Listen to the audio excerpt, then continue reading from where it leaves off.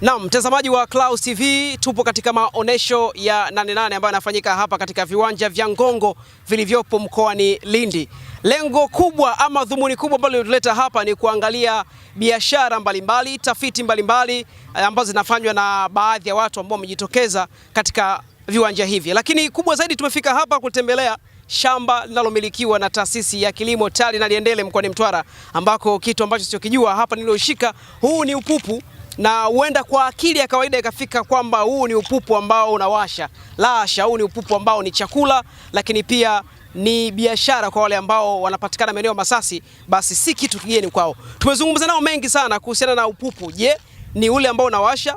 Una tija gani kwa wakulima? Lakini je, utafiti wao umeishia wapi kuhakikisha kwamba zao hili pia linaingia kwenye mfumo, ili tunapozungumzia kusini mwa Tanzania tusiishie kuzungumzia korosho peke yake na ufuta, bali na hili zao la upupu. Kwa jina naitwa Humphrey Mlimbila, ni mtafiti TARI Naliendele.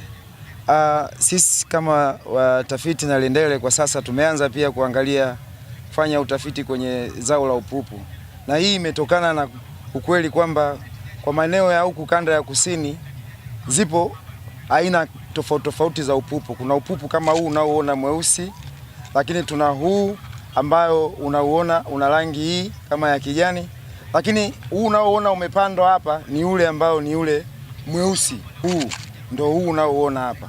Kwa nini tunataka tufanye tuingie nako kwa kina utafiti kwenye upupu? Ni kwa sababu upupu kwanza una faida kubwa sana kwenye udongo, kwa sababu ni moja ya mimea ambayo inarutubisha udongo.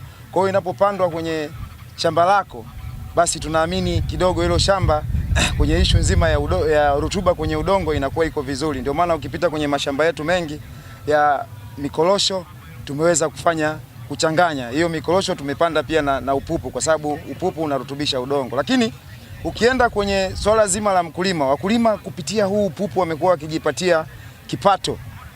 Wapo ambao unaona ukipita stendi wapi wanafanya biashara zile upupu. Mtu anapata kibakuli kwa shilingi 500 au lile debe ndoo kubwa ya lita 20 kwa shilingi 10,000.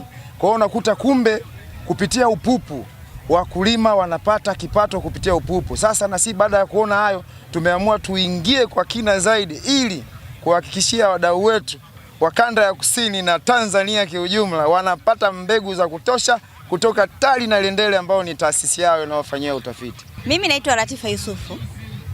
Sasa unafika mpaka 30,000 ndoo. Ukipitishwa kama utakuwa zao la biashara, utakuwa na tija kwa wakulima. Kuna watu wanasomesha kupitia upupu na anajenga kupitia upupu. Upupu umekuwa kama zao la biashara.